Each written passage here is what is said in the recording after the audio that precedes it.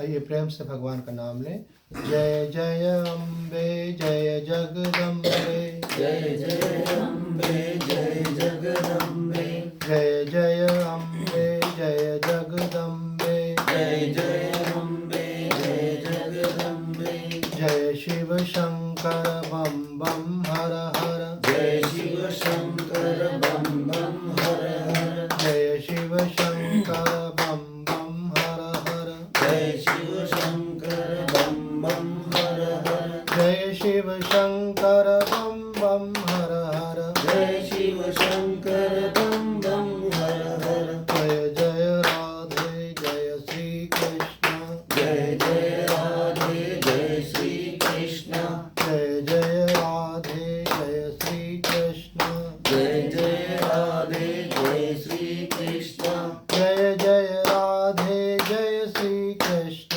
जय जय राधे जय श्री कृष्ण, जय सिया राम जय जय हनुमान, जय सिया राम जय जय हनुमान, जय सिया राम जय जय हनुमान, जय सिया राम जय जय हनुमान, श्री राम जय राम जय जय राम, श्री राम जय राम जय जय राम, श्री राम जय राम जय जय राम, श्री राम जय राम जय जय राम, सच्चिदानंद भगवान की जय, धर्म की जय हो, अधर्म का नाश हो, प्राणियों में सद्भावना हो, विश्व का कल्याण हो, गौ माता की रक्षा हो, सनातन धर्म की जय हो। हर हर महादेव।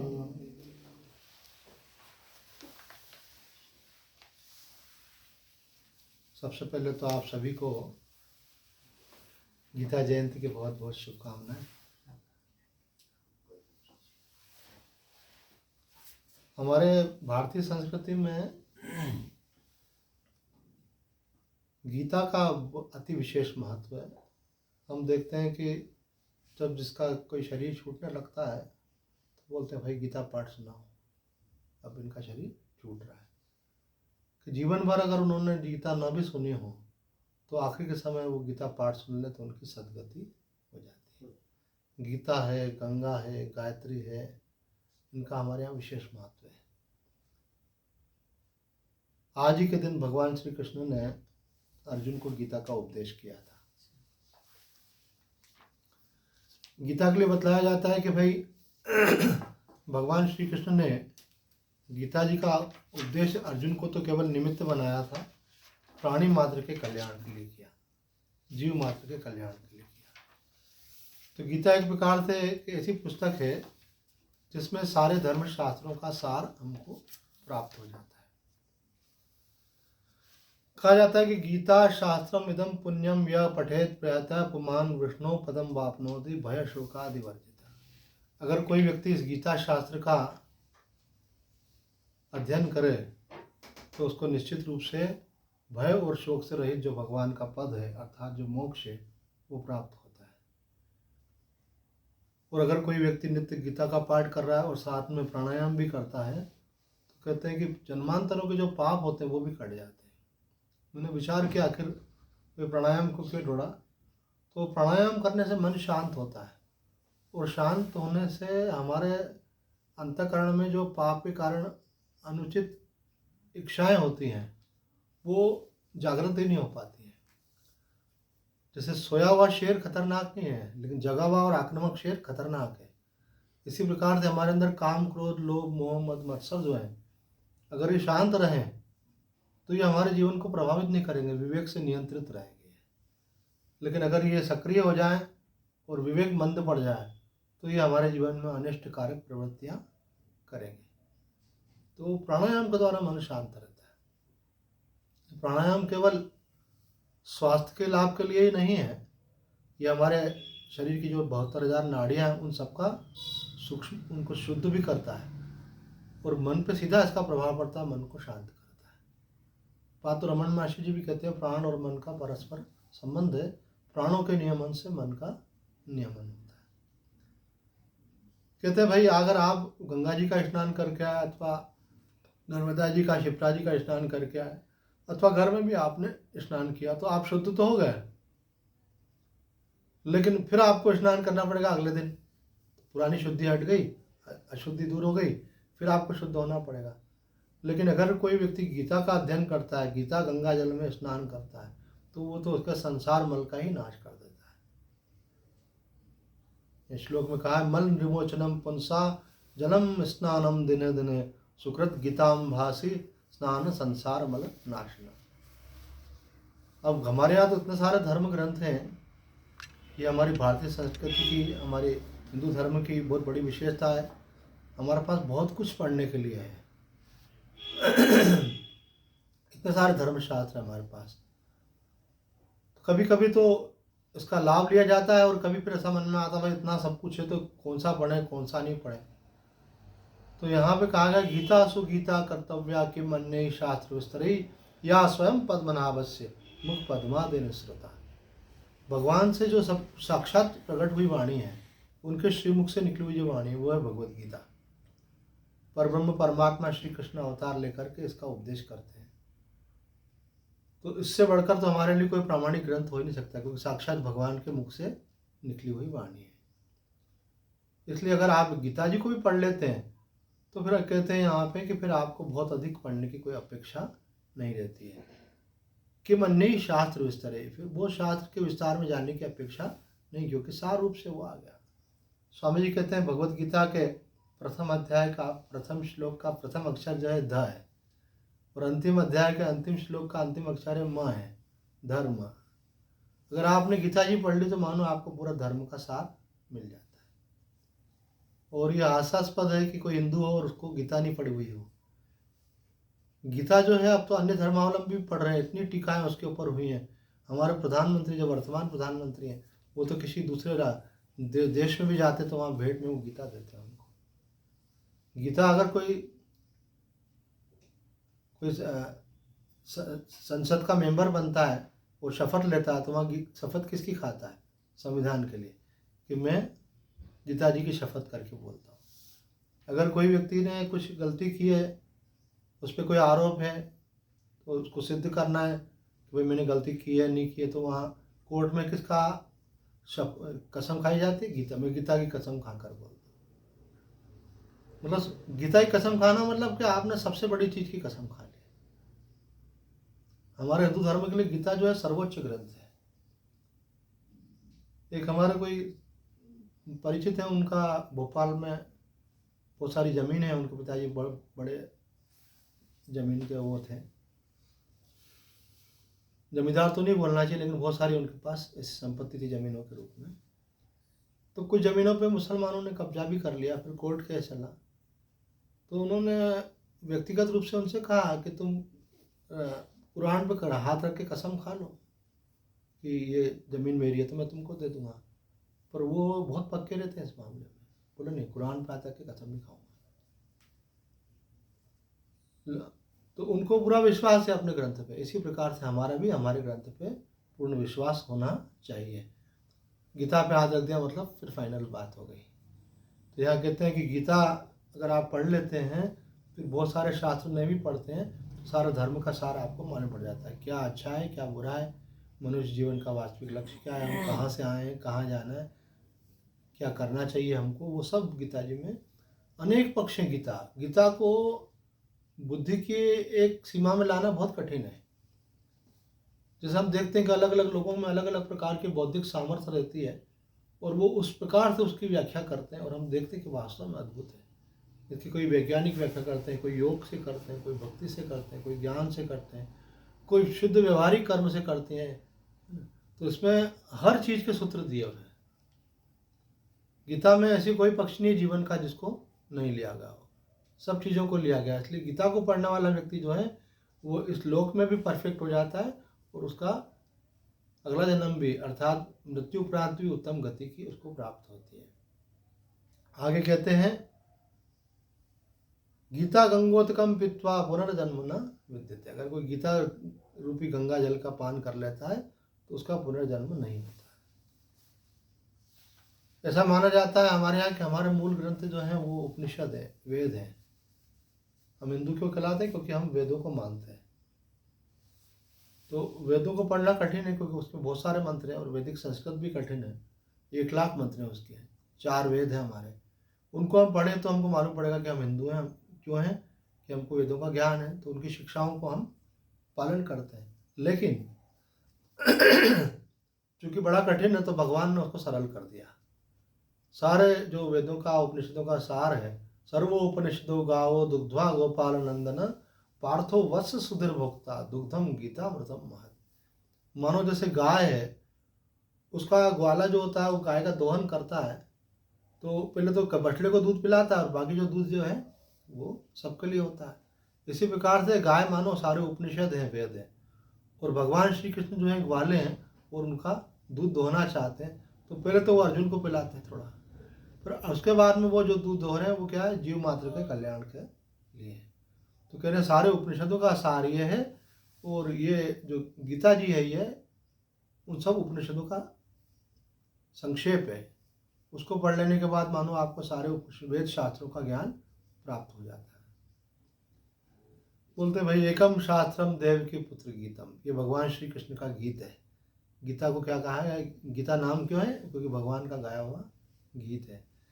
ये अपने आप में एक शास्त्र, एक ही शास्त्र अर्थात अद्भुत है, इसके जैसा कोई दूसरा शास्त्र नहीं है।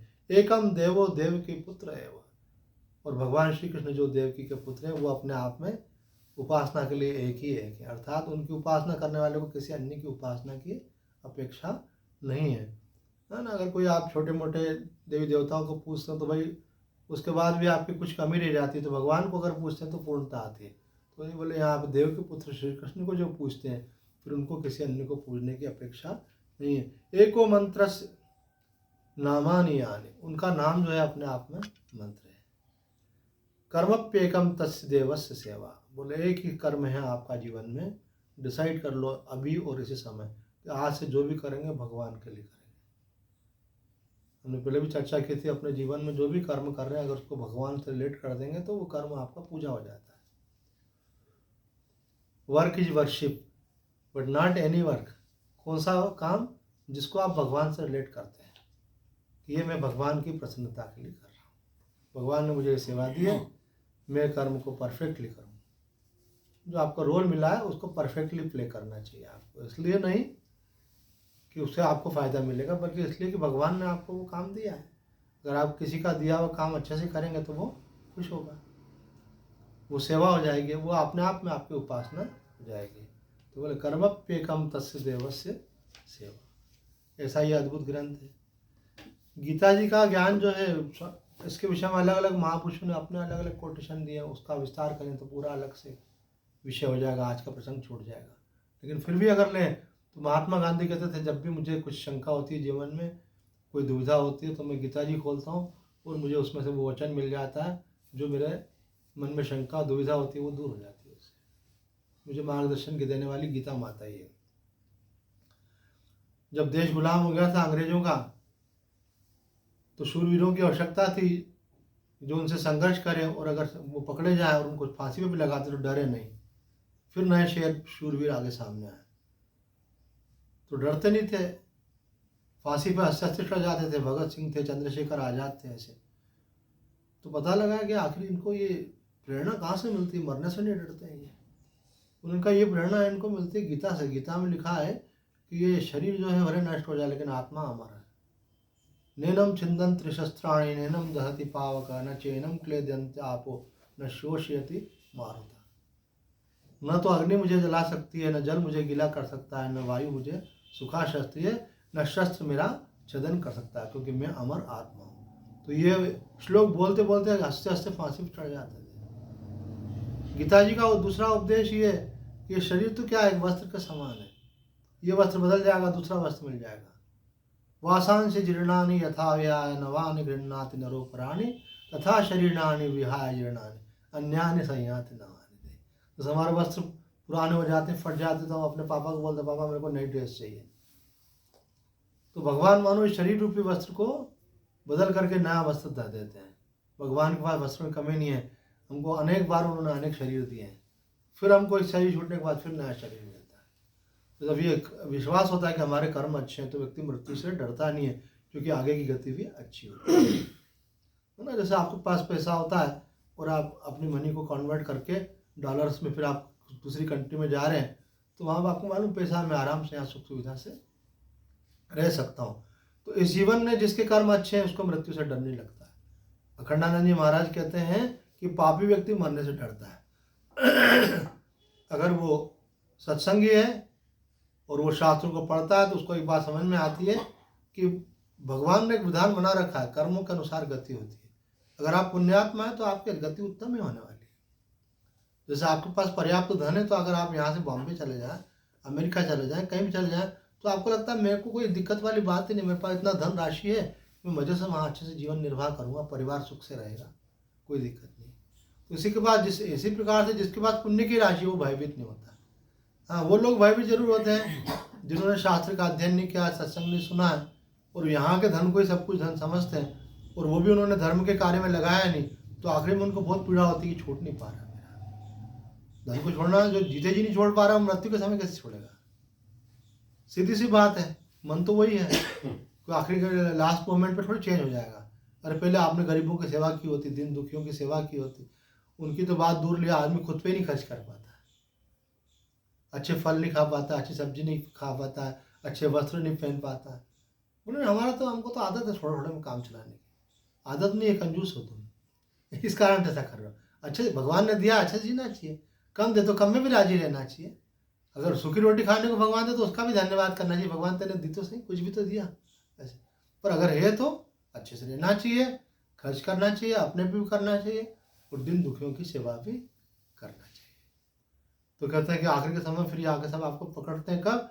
जब आपने धर्म शास्त्रों का अध्ययन, गीता जी का अध्ययन आपने नहीं किया, सत्संग नहीं सुना। तो कई लोग गीता और का अध्ययन भी करते हैं, सत्संग भी सुनते हैं, लेकिन उनके ऊपर प्रभाव नहीं होता। क्यों? क्योंकि वो मन लगा के नहीं सुनते। मैं चरखी दादरी में गया तो एक बहन ऐसे कुछ तो भी अस्त व्यस्त वस्त्र पहने हुए थे, कोई बहुत साफ सुथरे और प्रेस कपड़े हुए वैसे भी नहीं पहन रखे थे। तो उसके व्यवहार से मुझे लगा कि ये महिला कुछ विलक्षण है। मुझे बोले कि स्वामी जी भोजन पे चलो, तो मैंने कहा ठीक है परसों चलेंगे। तो फिर तीसरे दिन पे उन्होंने बोला महाराज जी चलिए। तो मैंने कहा कि कैसे चलना है? तो बोले महाराज जी पास में ही है, कोई वाहन की ज़रूरत नहीं, मैं हूँ ना, चल रही हूँ साथ में। तो मैंने 3-4 प्रश्न पूछे टेस्ट करने के लिए उनकी स्थिति क्या है, तो सब में राइट राइट राइट, मतलब बिल्कुल सिद्ध हो गया कि वो ब्रह्मज्ञानी है।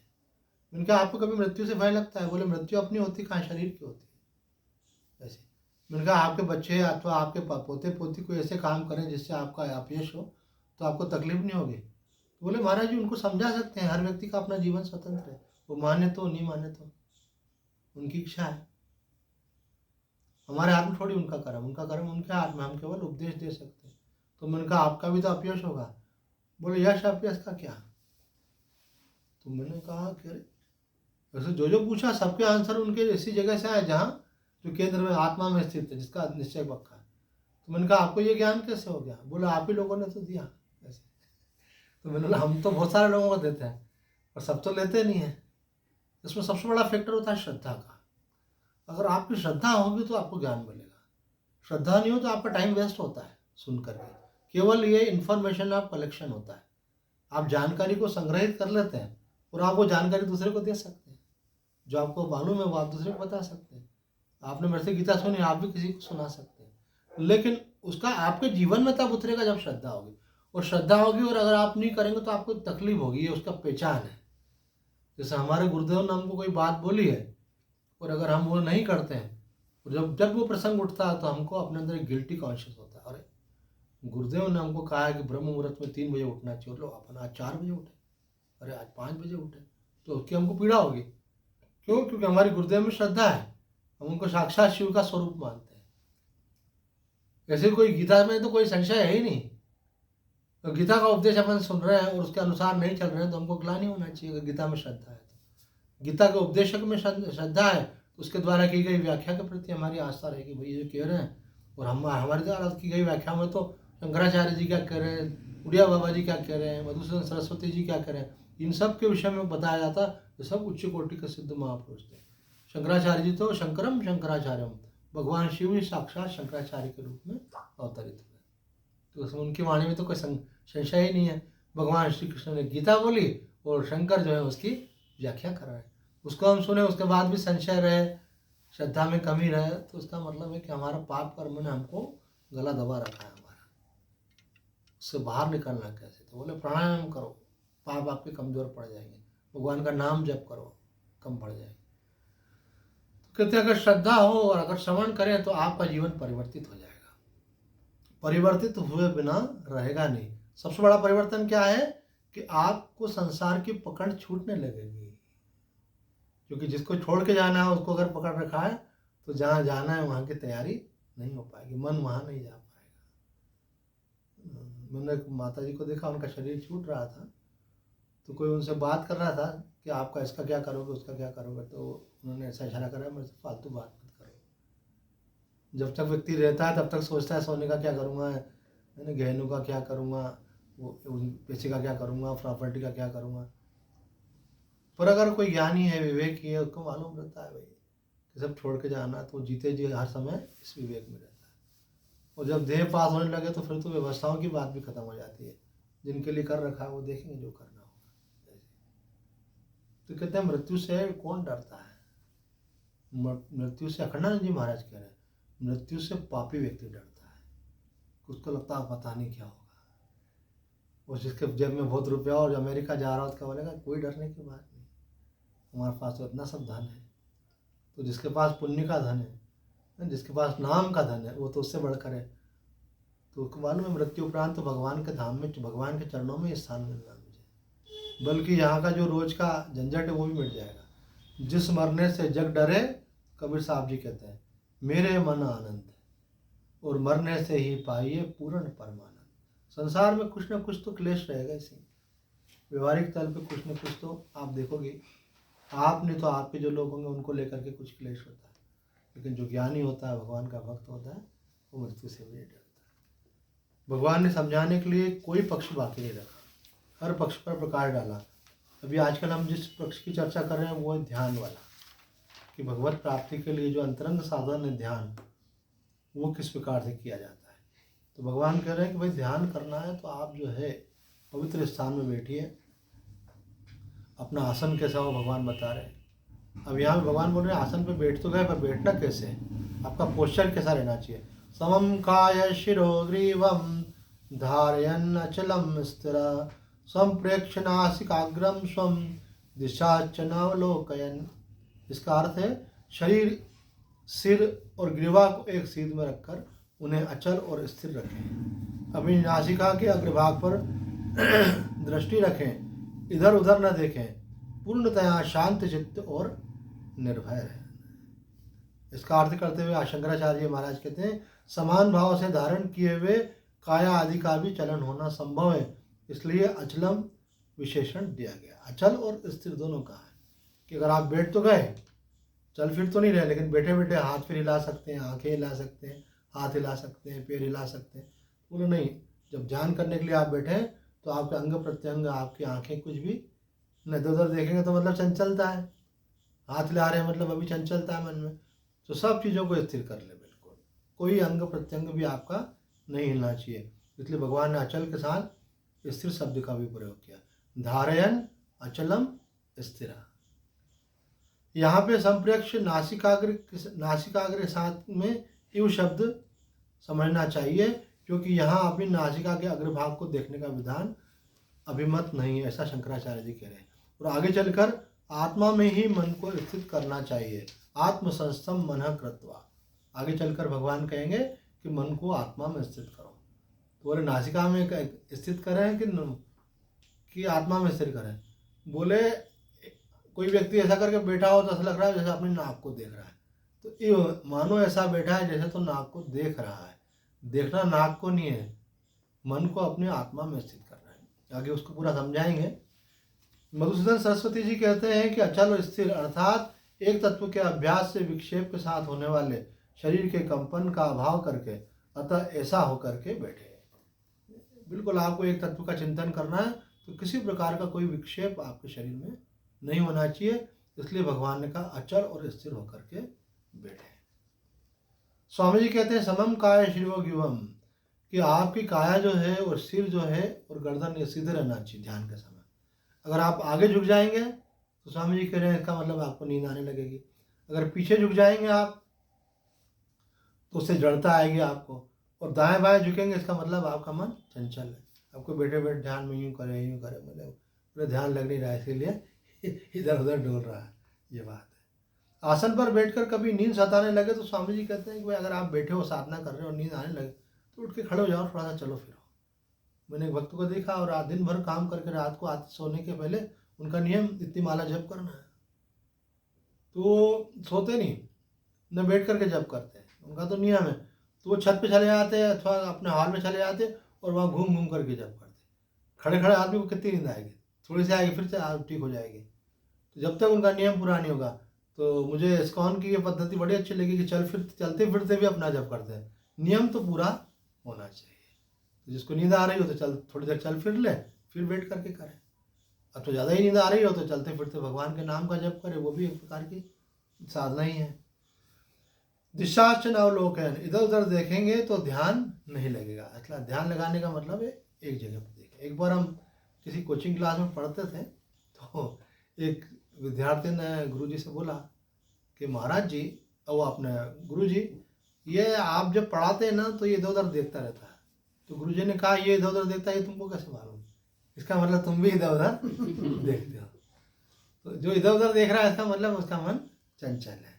दिशाचन अवलोकन, इधर उधर देखेंगे तो ध्यान नहीं लगेगा। स्थिरा शब्द का प्रयोग करते हुए कहा आसन पर बैठने के बाद किसी प्रकार की कोई क्रिया नहीं करे, मूर्ति की तरह बैठ जाए। ध्यान में बैठा हुआ व्यक्ति कैसा लगना चाहिए?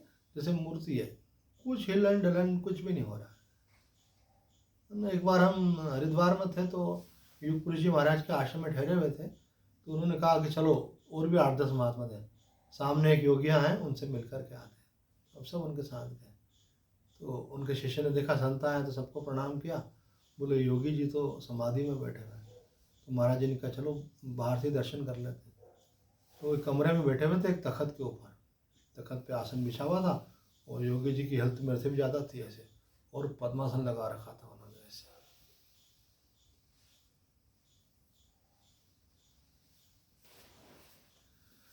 तो हमने सोचा भाई अभी महाराज जी बैठे हुए हैं तो दर्शन तो करें।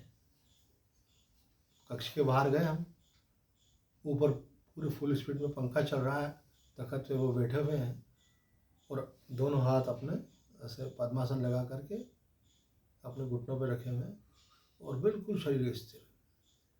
मालूम नहीं पड़ रहा कि श्वास चल भी रही है कि नहीं चल रही है, इतनी स्थिरता उनके अंदर दिख रही है। तो ये समाधि यही होती है कि जिसमें थोड़ा सा भी शरीर में कंप नहीं। थोड़ा सा भी शरीर अगर हिल रहा है इसका मतलब है कि शरीर में चंचलता है।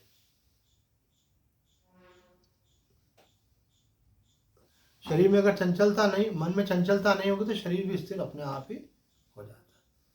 तो हम योग पुरुष जी महाराज के साथ जब उनको देखने गए तो हमने देखा कि वो तो अपने कक्ष के अंदर तखत के ऊपर एकदम स्थिर बैठे थे। तो हमने उनके शिष्य से पूछा कि महाराज जी की समाधि कब खुलेगी? तो बोले लगभग 2 घंटे अभी और है समाधि, उसके बाद समाधि खुलेगी। तो महाराज जी बड़े ध्यान से देख रहे थे उनको और बोले पता नहीं क्यों देख रहे हैं बहुत ध्यान से। और हमसे पूछा उन्होंने तुमने कुछ देखा? मैंने कहा महाराज जी हमने देखा वो समाधि में बैठे हुए थे स्थिर आसन में बिल्कुल। महाराज जी बोला एक चीज़ पे तुम्हारा ध्यान नहीं गया, उनका कंठ हिल रहा था ऐसे ऐसे। तो ये जो लोग ज़्यादा जप करते हैं ना तो कभी कभी कोई अंग पे ज़्यादा जोर आता है तो वो अंग फिर बाद में मिलता हुआ दिखता है। तो एक घर में मैं रहता था कुछ समय के लिए, तो उनकी जो बिटिया थी छोटी सी, वो भी 12-14 साल की होगी, तो उसके होंठ हिलते रहते थे ऐसे। तो उसकी माँ बोलती होंठ क्यों हिलाती है ना, कोई देखेगा तो क्या लगेगा उसको कि पता नहीं क्या बोलती रहती है क्या? तो बोले कहाँ हिला रही थी मैं, उसको खुद को ही मालूम नहीं पड़ता था। उसका पूर्व जन्म का इतना जप हो रहा होगा कि उसका अभ्यास ही जन्म से आ गया। हमारे मित्र थे, बोले मेरे पिताजी बीमार हो गए, अनकॉन्शियस हो गए, जैसे ही चेतना आती थी तो उनकी पहचान नहीं होती थी, जैसी चेतना आती तो उनकी उंगली ऐसे ऐसे होने लग जाती थी और उनको होंठ हिलते थे, उतना जप करते थे वो। तो जो अभ्यास होता है वो व्यवहार में दिखने लगता है, वो आदत पड़ जाती है। तो उनके शरीर के अंदर वो होने लगा कि वो उनकी कंठ जो है ऐसे ऐसे हिलता था। तो स्वामी जी ने देख लिया, बोले इनका जप बहुत है।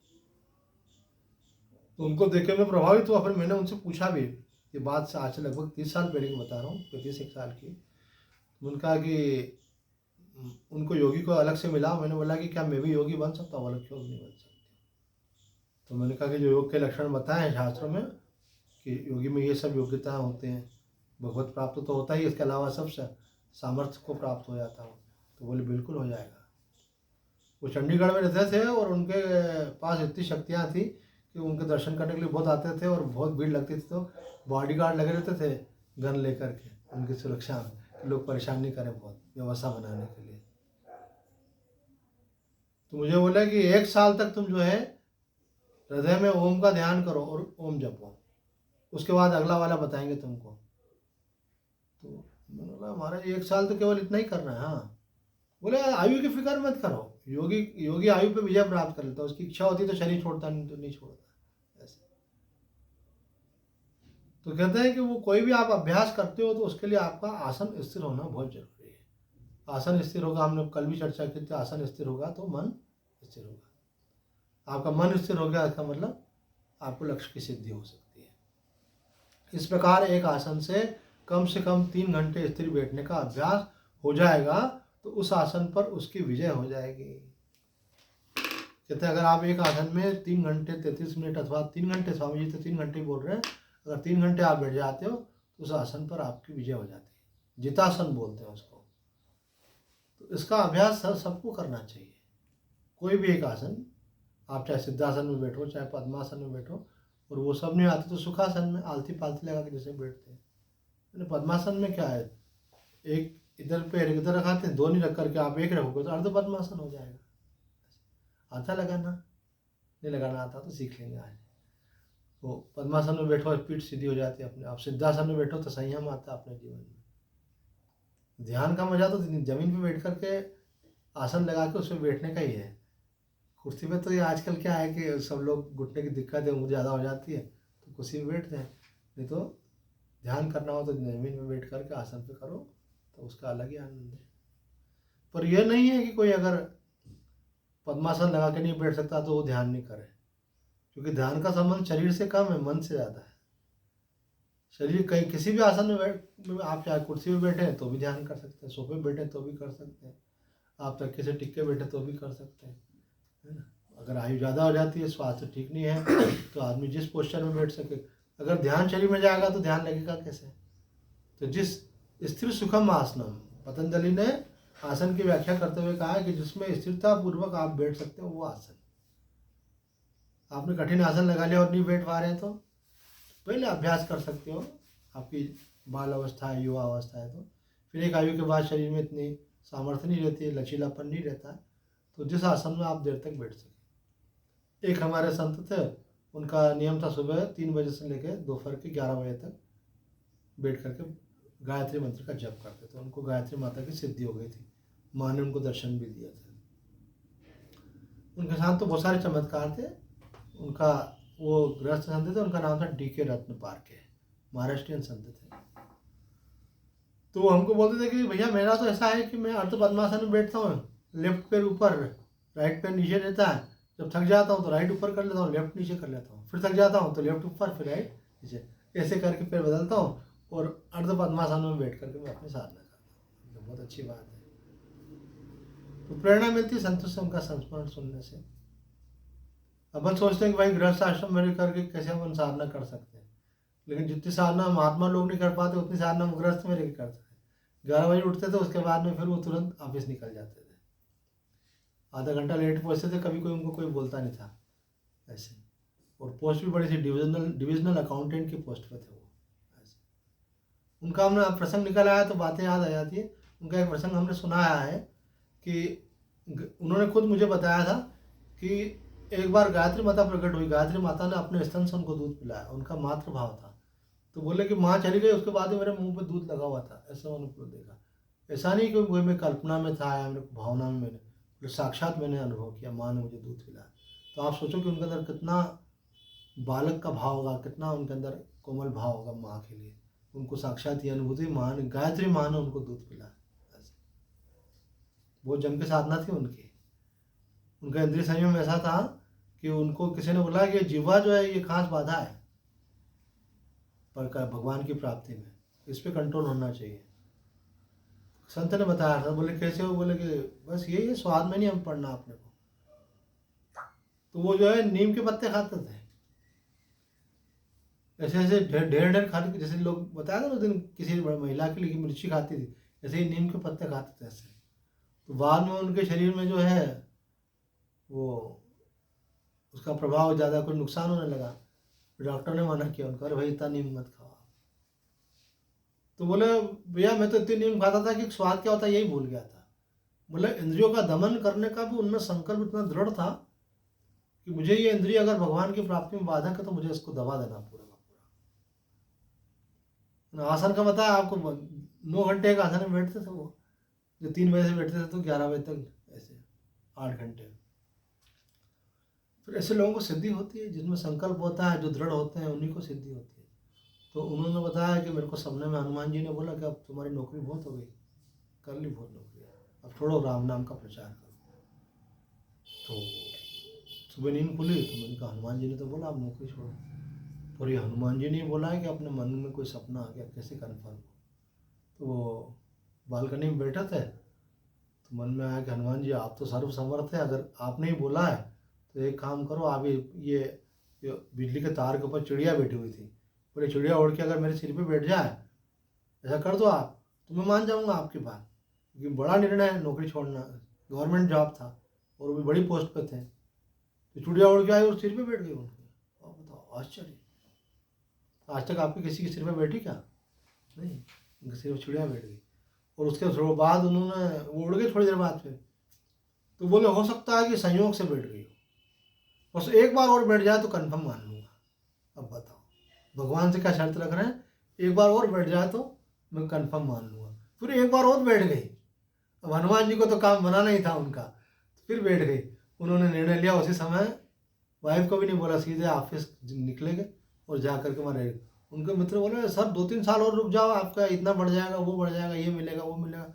बोले बस जितना मिल गया वो भी बहुत है, जरूरत से ज़्यादा और ज़रूरत नहीं चाहिए मेरे को। रेजिग्नेशन दे दिया, सत्य घटना। कहीं से निमंत्रण आया था उनको राम कथा का, तो ये संपर्क में आया, बोले अपन जाएंगे वहाँ पे। तो वहीं से इनको सूचना आई कि राम कथा नहीं हो पाएगी, वो पंडित जी बीमार हो गए। तो उन्होंने कहा नहीं कथा कैंसिल मत करो, मैं कर दूंगा। तो बोले आपने पहले किए क्या? बोले आप देखो सही, सब कर सकता हूँ। रामायण तो पढ़ते ही थे, और जो कथा की और कथा में पूरे टाइम रोए, तो ये तो रोए पब्लिक भी पूरे रोए। ऐसे जैसे डोंगरे महाराज जी के साथ भाव में आया था ना, ऐसे अद्भुत कथा। एक बार हम और हमारे मित्र वो भी सन्यासी हम मिलने के लिए गए, तो एक पेटी खोल के बताया, बोले स्वामी जी इतने जगह प्रवचन करे, देखो कितने पत्र आते हैं, किस किस का जवाब देंगे। एक पेटी भर के पत्र थे उनके पास में, लोगों के लिखे हुए ऐसे। फिर एक पेटी दिखाई, उसमें फोटोज थे। बोले आयोजक बोलते हैं कि ये लोग सब आपका चित्र मांगते हैं, हम कहाँ से देंगे। तो उन्होंने इतने सारे चित्र बनाए, पूरी पेटी भर के फोटो थे। और बोले मैं तो सबसे उपराम हो गया, मैं तो घबरा गया। जब हम गए तो उस समय वो महाराष्ट्र में उन्होंने बहुत कथा की, वो महाराष्ट्रियन थे तो उनकी उस भाषा में बोलते थे वो राम कथा। फिर भगवान की शक्ति तो अद्भुत है, पर कसकर साधना करने वाले ही फिर अपन को आज जो दिखता है ना, बड़े बड़े संत हैं, ये महापुरुष हैं, तो अगर आप इनका पिछला इतिहास देखोगे तो इनके कस के साधना की है। और अगर किसी ने नहीं की है तो वो तो केवल मतलब जैसे बोलते हैं वो ट्रेनिंग, कि जैसे कई लोग हारमोनियम बजाना सीख लेते हैं, गाना सीख लेते हैं, कोई ग्रंथ के वो सब चीज़ें कुछ याद कर लेते हैं, कुछ दृष्टांत याद कर लेते हैं, तो वो कथा कथाकार बन जाते हैं वो। तो वो कोई बुरी बात नहीं, पर वो उसका कोई संतत्व से कोई संबंध नहीं, उनका जीवन और आचरण बिल्कुल अलग रहता है और बोलते कुछ है। एक पंडित जी ने कथा में बोला कि बैंगन नहीं खाना चाहिए, भटे नहीं खाना चाहिए। तो उनकी पत्नी भी सुन रही थी कथा, वो गई घर पे, जो भी बैंगन थे वो बाहर फेंकने के लिए निकलने लगी। बोले कहाँ ले आ रही हो? बोले बाहर फेंकने, आपने कथा में बोला नहीं बैंगन भटे नहीं खाना चाहिए। तो उन्होंने कहा अरे तो पगली, जो बात मैंने चौकी पे कही वो तो चौके पे लागू कर रही है ना। चौका अपनी जगह रहेगा, चौकी अपनी जगह रहेगी। वो बात तो दूसरों के लिए है, अपने लिए थोड़ी है। देखो तो मालूम मुझे बड़ा पसंद है। तो बोले बोलते कुछ और करते कुछ हो। तो बोले मैं अपने लिए थोड़ी बोलता हूँ, लोगों को बोलता हूँ, जो धर्म शास्त्रों में लिखा हो बता रहा हूँ उनको, करें तो वो करें, नहीं करें तो उनकी मर्जी है। तो मैं तो नहीं कर रहा हूँ, तो तू जल्दी मत कर, जरा धीरे धीरे अब बताओ, तो इससे वाणी का प्रभाव नहीं होता है।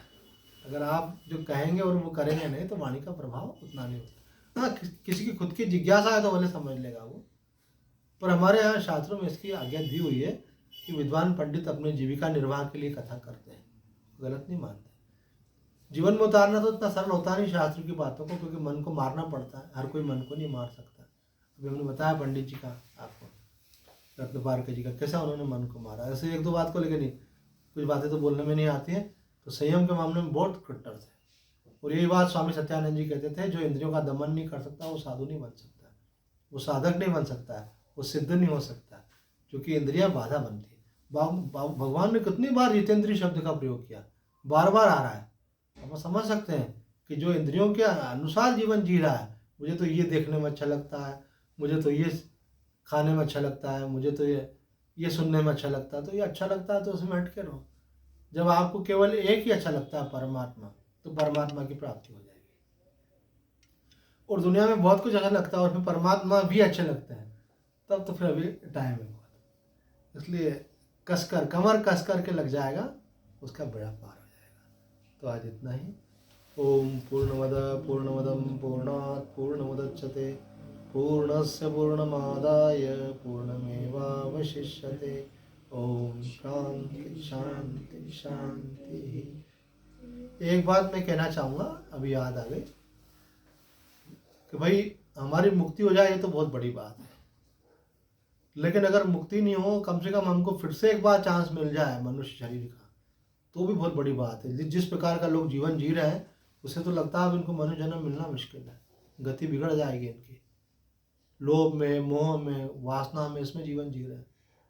तो कहते हैं कि अगर आपको फिर से एक बार चांस मिल जाए तो फिर भी आप ट्राई कर सकते हैं। तो ये बात स्वामी रामसूदास जी महाराज से किसी ने पूछी कि स्वामी जी, हमको कम से कम मनुष्य जन्म फिर से मिल जाए, भगवान मिल जाए तो सर्वोच्च लक्ष्य है, पर मनुष्य जन्म फिर से मिल जाए इसके लिए हम क्या कर सकते हैं। तो स्वामी जी ने बोला, जो व्यक्ति नित्य गीता का पाठ करेगा, हम उसकी गारंटी लेते हैं उसको अगला जन्म मनुष्य का ही मिलेगा। इसलिए आज देखो गीता जयंती बहुत अच्छा अवसर है, आप नियम बना लो, जितना भी पढ़ो, भले आप एक पेज पढ़ो, श्लोक के हिसाब से पढ़ रहे हो, भले 2 श्लोक, 5 श्लोक, 10 श्लोक पढ़ो। एक हमारे बड़े प्यारे भक्त थे, गीता गिरधारी लाल जी उनका नाम था, उनका नियम था रोज 10 श्लोक गीता जी के पढ़ते थे, मूल श्लोक और उसका अर्थ। एक आदत बना लो, तो आप 10 श्लोक पढ़ोगे, 60 दिन में आपकी गीता हो जाएगी। 700 श्लोक है, 60 दिन में नहीं, ज़्यादा दिन में हो जाएगी, तो 2.5 महीने में हो जाएगी। तो इस प्रकार से आप उसको बार बार पढ़ते जाओ। अगर आप केवल मूल का पाठ करते हैं तो आपकी मर्जी, आप 1 अध्याय रोज करो, करने वाले 3 अध्याय भी करते हैं, करने वाले 7 अध्याय भी करते हैं, है ना। 7 दिन में पूरी भगवत गीता का कई लोगों ने नियम लिया हुआ है, पूरी गीता 7 दिन में पूरी करते हैं, मूल पाठ करते हैं केवल। एक हमारे महात्मा जी मित्र थे, वो तो बोलो मैं नित्य गीता का पाठ करता हूँ, पूरे 700 श्लोक पढ़ते थे, अभ्यास हो जाता है, 1.5 घंटे पूरी गीता हो जाती है, कोई बड़ी बात नहीं है ऐसे। और ऐसे आप आराम से पढ़ोगे तो 3 घंटे में हो जाएगा आपके। कई जगह मुझे बुलाया भी था, पहले मैं जाता था, आजकल तो कम कर दिया मैंने। तो कोई बोलते हैं हमारे यहाँ फलाने का हजी छूट गया है, आज उनकी तिथि है, अथवा ये है कि स्वामी जी आप आकर अगर गीता पाठ करेंगे तो वातावरण पवित्र होगा, जीवात्मा की सदगति हो जाएगी, ठीक आ जाएगा। कई लोग पंडितों को बुलाते हैं ऐसे। तो गीता पाठ का महत्व है। और नहीं आता हो तो आपको वो संस्कृत की जो CD चला के लगी हुई है, उसमें कई तो श्लोक वाले भी हैं, कई श्लोक और अर्थ वाले भी हैं। हमारे लैपटॉप में वो सारे हमने डाल रखा था, बहुत सारे गीता के अलग अलग उच्चारण में। तो केवल संस्कृत भी है, केवल संस्कृत हिंदी भी है, वो चला दो और साथ साथ आप भी पाठ करो। एक बार हम कर रहे थे अपने आश्रम में बैठ करके, तो वृंदावन से अखंडानंद जी महाराज के शिष्य आए थे, बोले आप बहुत सही कर रहे हो, यही उपाय है, आप चला दो और साथ साथ पढ़ते जाओ, तो धीरे धीरे वो उच्चारण आपके दिमाग में बैठ जाएगा और फिर आप भी वही उच्चारण करने लग जाओगे, अपने आप त्रुटि खत्म हो जाएगी आपकी। बोले ये नियम अच्छा बना रखा है। तो हमने बना रखा था कि 1 अध्याय रोज गीता जी का सुनेंगे भी और साथ में पाठ करते जाएंगे। ऐसे एक बात आप पक्की मान लेना, ये तो मेरा अपना अनुभव है कि आपकी कैसी भी मनोदशा हो, अगर आप गीता का पाठ करोगे मनोदशा बदल जाएगी आपकी भाव दशा बदल जाती है। कोई भी आपके ऊपर मानसिक दबाव है, चिंता है, भय है, तनाव है, किसी प्रकार का भी, और अगर आपका नियम और आप गीता पाठ करने के लिए बैठे, आप देखो गीता पाठ के पहले और गीता पाठ के बाद में भाव दशा बदल जाएगी। गीता साधारण चीज़ नहीं, गीता भगवान की वाणी है गीता का एक एक श्लोक भगवान का दिया हुआ मंत्र है, उसका लाभ लेना चाहिए। आज से नियम बना लें, रोज गीता पाठ करेंगे, पूछेंगे हम कर रहे हो कि नहीं कर रहे हो। ठीक है, आज के आनंद की जय। सच्चिदानंद भगवान की जय। क्वेश्चन कर सकता हूँ मैं आपसे? जी एक प्रश्न